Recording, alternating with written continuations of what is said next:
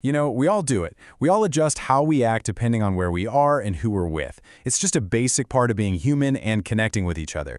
But have you ever really stopped to think about what's going on under the surface when we make all those little shifts? Right? It's like being a chameleon, constantly changing our color to blend in. I mean, think about it. You're not the same person in a super formal meeting as you are when you're just chilling on the couch with your best friend, right? In one place, you might soften your voice, you choose your words so carefully, and in another, you might just keep an opinion to yourself. It's all about reading the room. And let's be totally clear about something. This is not a flaw. In fact, it's kind of like a superpower. This ability to be socially flexible isn't just normal, it's a sign of real emotional intelligence. It's how we build relationships and navigate this complicated social world of ours. But, and this is the big question, what happens when that adaptation stops feeling like a choice and starts feeling like a heavy, suffocating mask? A mask you feel like you have to wear all day, every day. Well, this is where we see a massive difference. Healthy adaptation, it feels light. It's almost effortless. But survival masking? Oh, that feels heavy. It's not about connection anymore. It's a full-on protective strategy that your nervous system is using to keep you safe. So here's the real key to all of this. Underneath every single one of these behaviors, your nervous system is constantly, quietly, asking one powerful question. Am I safe here? And honestly, the answer to that one question changes everything. To really get a handle on this, we can use this simple but brilliant model. It's called the Traffic Light Processing Framework, and it helps us understand our internal state using those three colors we all know: green, orange, and red. So first up, we've got green. When you're in the green zone, the answer to that big safety question is a clear yes. You feel secure. You feel safe enough to be flexible and adapt, but you're still you. And the best part, it costs you almost no energy. It feels easy. This is what green feels like. Your nervous system is just settled. It's calm. It's at ease. You've got all your resources available to you, and you're ready to engage with the world. This is your sweet spot for connection, creativity, and just being yourself. Okay, so what about the next state, orange?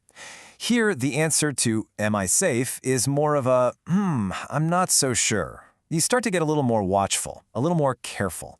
You might find yourself picking your words with extra caution, kind of looking around, scanning for how people are reacting. You're basically in information gathering mode. You're on alert. You're using your energy to scan everything and everyone for clues. Are we safe here, or is there a potential danger? There's a real tension.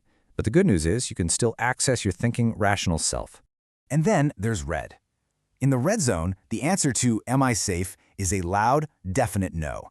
Your system just kicks into a full-blown survival state.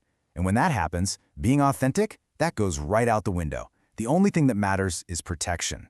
In this state, your body physically braces for danger. Your thinking gets super narrow, like tunnel vision.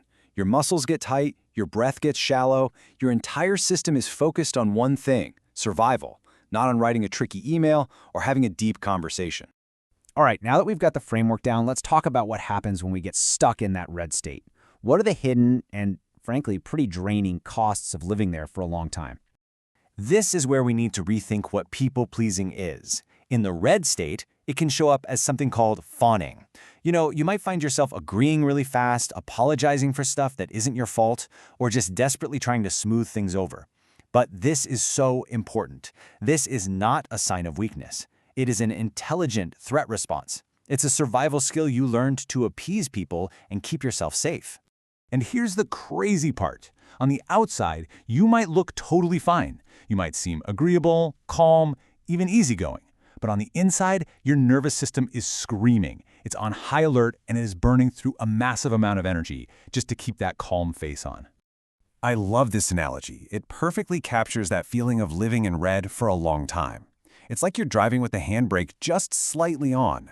Yeah, you're still moving forward, you're getting through your day, but wow, does it take up so much more fuel. It is absolutely exhausting. And this has a huge impact on how we communicate. When you're coming from a place of green, you can handle a little disagreement. You can stay steady. But from red, nope. Safety is number one, and it trumps clarity every single time. You just respond quickly to avoid any risk, which often means you end up agreeing to things you don't even want just to keep the peace. And here is the truly devastating long-term cost of all this. If you are constantly changing your color to match everyone and everything around you, you can start to lose a sense of your own. You might literally not know what you think or what you want until someone else tells you. Your true self gets buried under all those layers of masks. But here's the good news. It does not have to stay this way. There is a path back to green. There's a way to find that steady, vibrant, energized state a lot more often. So, how do we do it? Okay, the goal here is not to just rip off all your masks and be brutally honest in every single situation. That's probably not very wise or safe. The real aim is regulation. It's about building your capacity to come back to that calm green state after you've been in orange or red. So here is a super simple 4-step path to get started. First, just notice. That's it. What traffic light are you in right now? Then, try a tiny, low-stakes experiment. Instead of immediately saying yes to something, maybe just say, hey, can I think about that? Next, just watch what happens, and don't judge it. And finally, just let that new information sink in. When the disaster you were expecting doesn't happen, your nervous system starts to learn that maybe, just maybe, it's a little safer than it thought. And this is the beautiful result. As your nervous system starts to update its old programming and feel genuinely safer in the here and now, being your authentic self doesn't feel like a life-or-death risk anymore. You can finally take the mask off, not because you're forcing yourself to, but because you actually feel safe enough to. So let's end with this one thought. The goal isn't a perfect performance. It's a steady, grounded presence. It's about feeling at home in your own skin, even while you thoughtfully adapt to the world around you. So the question I want to leave you with is this. Are you living a life of performance or a life of presence? And what's one small step you could take to shift that balance?